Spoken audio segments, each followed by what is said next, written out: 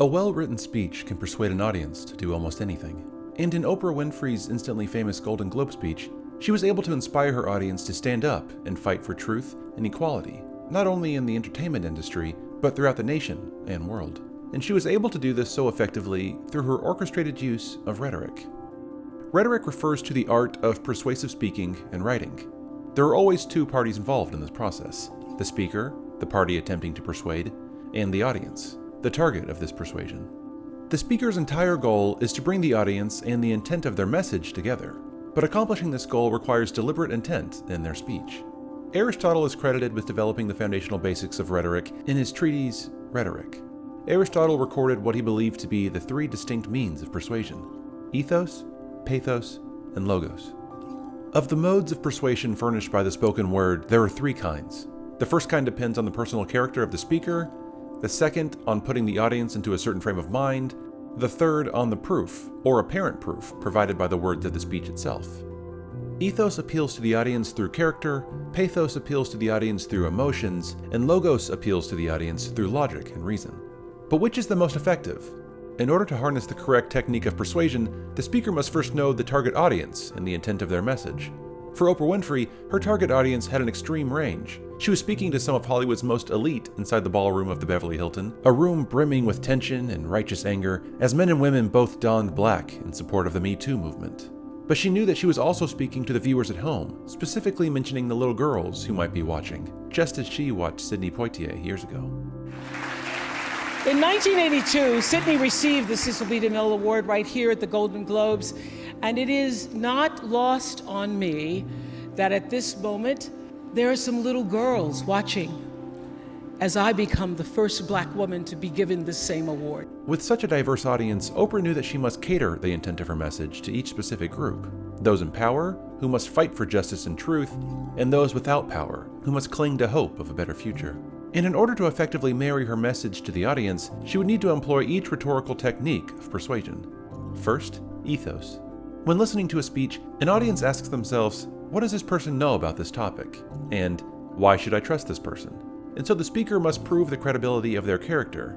And they can do this through two ways: the extrinsic, which focuses on the speaker's expertise, education, and experience, and the intrinsic, which focuses on the speaker's appearance and the way they speak.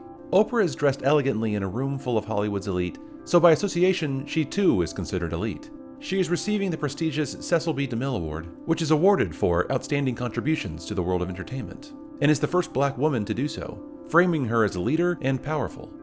In the beginning of her speech, she mentions the beloved Sidney Poitier, an important figure in the civil rights movement. Up to the stage came the most elegant man I had ever seen. I remember his tie was white, and of course his skin was black, and I'd never seen a Black man being celebrated like that.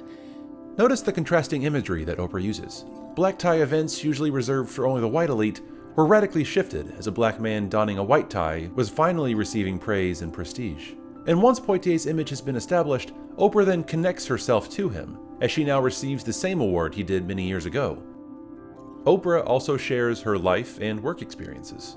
In my career, what I've always tried my best to do, whether on television or through film, is to say something about how men and women really behave, to say how we experience shame, how we love and how we rage, how we fail, how we retreat, persevere, and how we overcome.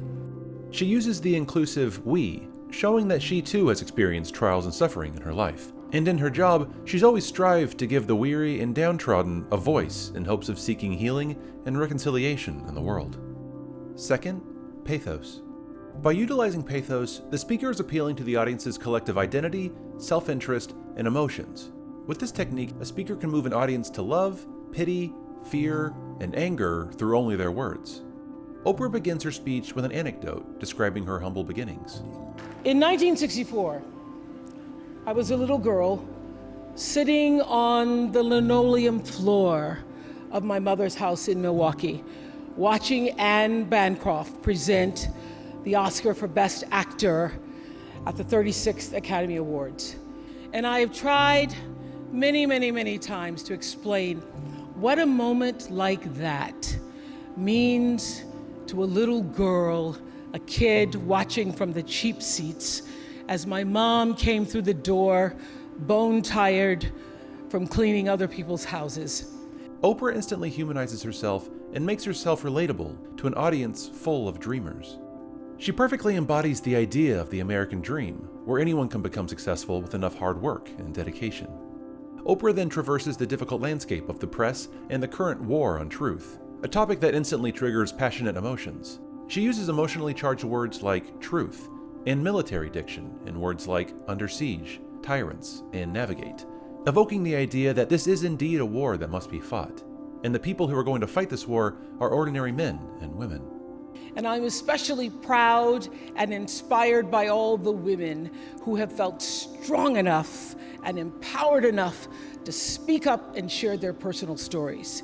Each of us in this room are celebrated because of the stories that we tell. And this year, we became the story.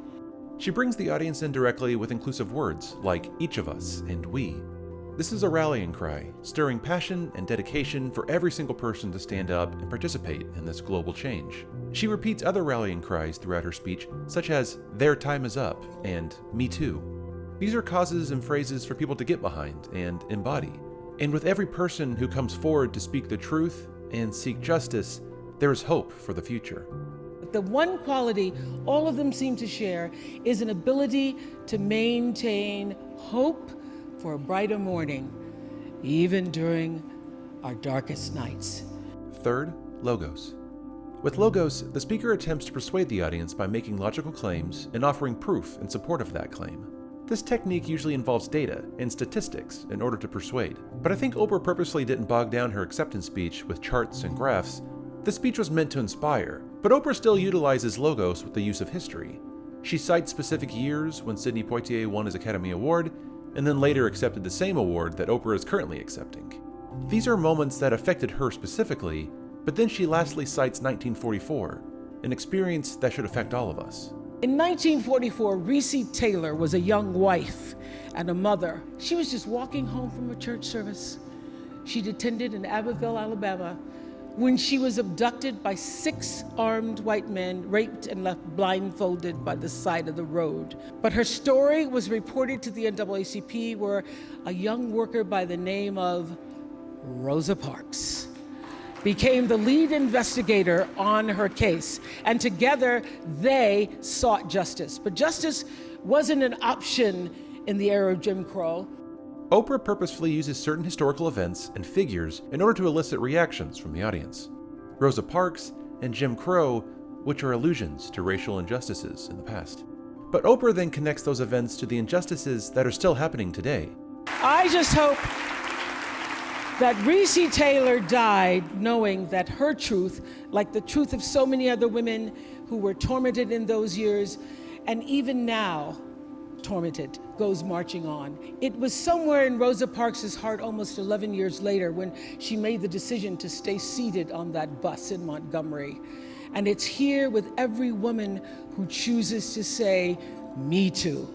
She uses more military diction with the use of the word marching, which also serves as an allusion to the civil rights marches, as well as the marches that are still happening today. And she also connects the bravery it took for Rosa Parks to remain seated on that bus many years ago with the same bravery it takes for every woman who says "me too" today.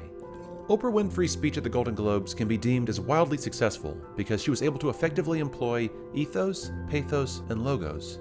But much more than that, she was able to inspire millions towards the brighter future that is on the horizon. That is hope. And that is rhetoric.